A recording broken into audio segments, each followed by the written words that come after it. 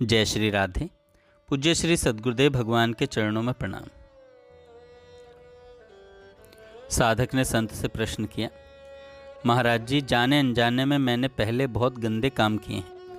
मुझे बार बार वही याद आते हैं। उनको याद कर करके मैं बड़ा दुखी होता हूँ। इस स्थिति में मैं क्या करूँ? संत भगवान कहते हैं, हमारा प्रत्येक क्षण प्रिया प्रियतम के चिंतन में जाना चाहिए। जो हो चुका है हमें न उसका चिंतन करके शोक करना है, और भविष्य में क्या होगा, दुर्गति होगी कि सद्गति होगी, प्रभु मिलेंगे कि नहीं मिलेंगे, न उसकी चिंता करनी है। हमें वर्तमान संभालना है।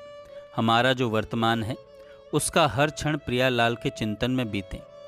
फिर चाहे जब शरीर छूट जाए, समझ लो आपका काम हो गया। गीता जी में भगवान कहते हैं, अंत काले च मामेव स्मरण मुक्त्वा कलेवरम। हम हर क्षण प्रभु का चिंतन करते रहें। पता नहीं कौन सा क्षण हमारा अंतिम है। यदि प्रभु का चिंतन करते हुए शरीर छूटेगा तो निश्चित भगवत प्राप्ति होगी। हम भविष्य में भजन कर लेंगे ये आशा नहीं रखनी है। जो समय बीत चुका न उसके विषय में सोचना है। बस वर्तमान का एक क्षण भी हमारा भगवान के चिंतन से रहित न जाए तो समझ लो आज ही हम मुक्त हो गए। श्रीमद् भगवत गीता में कपिल भगवान ने भी कहा है, मन का सतत भगवत चिंतन करना यही मोक्ष का स्वरूप है, और शरीर संसार का चिंतन करना यही बंधन का स्वरूप है। अनुकूलता में तो सबको भगवत बुद्धि करने में सहजता होती है, लेकिन प्रतिकूलता में भगवत बुद्धि हो जाना, इसी बात की साधना करनी है। अगर हम प्रतिकूलता में भगवत भाव कर गए तो पास हो जाएंगे।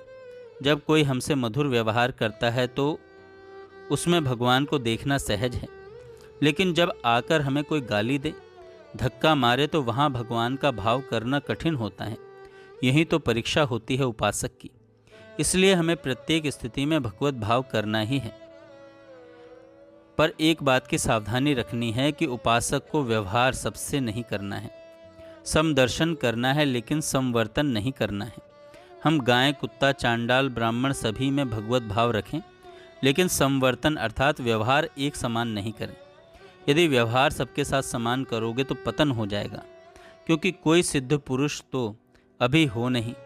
इसलिए भगवान ने समदर्शिनः कहा, समवर्तिनः नहीं कहा। सबके साथ समान व्यवहार हो भी नहीं सकता।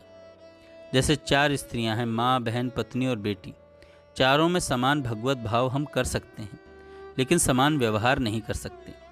इसी तरह शरीर यद्यपि हमारा ही है, हमको शरीर के सभी अंग बराबर प्रिय हैं, लेकिन जब अधो अंगों का स्पर्श हो जाता है तो हम हाथ धोते हैं। तो व्यवहार एक जैसा नहीं हो सकता, इसलिए व्यवहार में विषमता होती है। अभी कोई दुष्ट आकर के भगवान, गुरु या भक्तों की निंदा करे तो भगवत भाव तो हम उसमें भी रखेंगे, लेकिन व्यवहार उसके साथ वैसा ही करेंगे। अतः व्यवहार में समदर्शिता नहीं होती है। व्यवहार में समदर्शिता नहीं होती है। साधक ने कहा, महाराज जी, मेरा मन भजन में नहीं लगता है। जब भी भजन करने बैठता हूँ बार बार मन संसार में ही जाता है, तो मैं क्या करूँ? मन तो भजन में किसी का भी स्वतः नहीं लगता। अगर भजन में मन लग जाए तो सभी सिद्ध पुरुष न हो जाएं। मन लगाने से लगता है। आप बार बार उसे संसार से हटाकर भजन में लगाइए, ज़रूर एक दिन सहज रूप से लगने लगेगा। भगवान ने गीता जी में कहा है, जहाँ जहाँ जिस जिस विषय में यह अस्थिर और चंचल मन जाए, उस विषय से रोककर यानी हटाकर इसे अंतर्मुख करो और मेरा चिंतन करो।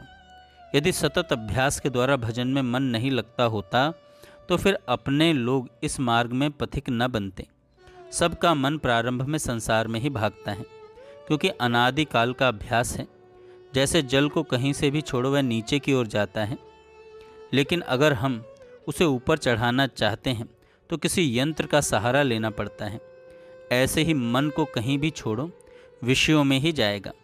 उसको विषयों से ऊपर उठाने के लिए मंत्र की आवश्यकता होती है। यही प्रश्न भगवान श्री कृष्ण ने अर्जुन से पूछा था। यही प्रश्न भगवान श्री कृष्ण से अर्जुन ने पूछा था कि प्रभु, मन तो बड़ा चंचल है, इसको वश में करने का उपाय क्या है? तो भगवान ने कहा, हे अर्जुन, सतत अभ्यास और वैराग के द्वारा इस चलायमान दुर्निग्रह मन को वश में किया जा सकता है। सतत अभ्यास से सब कुछ संभव है।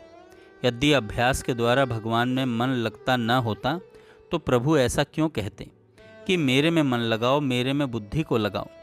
अभ्यास के द्वारा निश्चित मन लगता है, तभी तो प्रभु ऐसा कह रहे हैं। जय श्री राधे।